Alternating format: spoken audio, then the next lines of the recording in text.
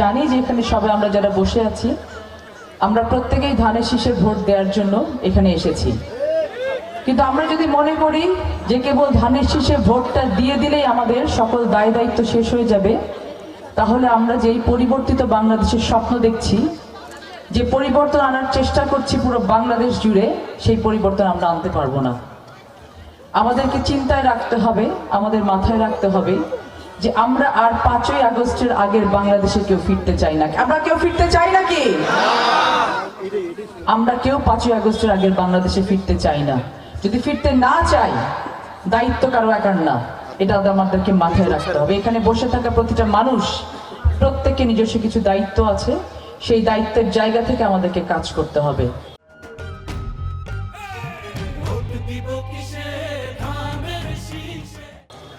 আমরা সামনের 12 তারিখ নির্বাচনে বহু বছর পরে, প্রতি বছর শীত আসে কিন্তু প্রতি বছর ভোট আসে না, কিন্তু এই শীতে ভোট এসেছে।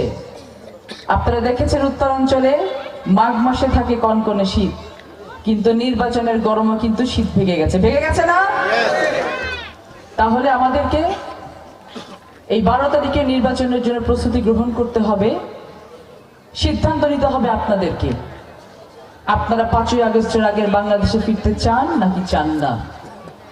যদি আমি আজকে জিজ্ঞেস করি যে দয়রামপুরের কি কি সমস্যা আছে, সবার আগে বলা শুরু হবে বিটি রাস্তা লাগবে, সবার আগে বলা শুরু হবে বিটি আমার স্কুলটা সংস্কার করতে হবে, আবার বলা শুরু হবে আমার মসজিদের সমস্যা আছে, মন্দিরের সমস্যা আছে।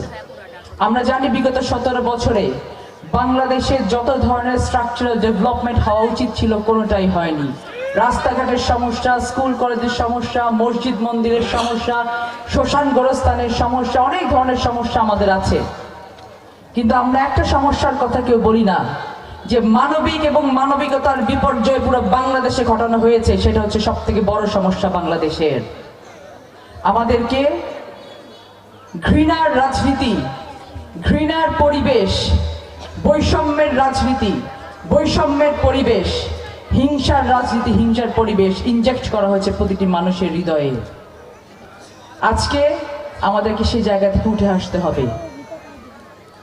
আজকে বাংলাদেশে একটা সময় হিন্দু মুসলমান বিভেদ করা হতো, তারপরে দল বিভেদ করা শুরু হয়েছে। এখন এমন একটা অবস্থা হয়ে গেছে যে একটি দলের মানুষের দিকে আমরা তাকাতে পারবো না, আরেক দলের মানুষকে আমরা চাকরি দেব না। এখানে বসে থাকা আমার ঘরে, এখানে যে মা বোন বাবা চাচা বসে আছে, প্রত্যেকের ঘরে বেটা বিটি আছে, ঘরে যারা যোগ্যতা ছিল, সামর্থ্য ছিল, কিন্তু চাকরি পায়নি, আছে না?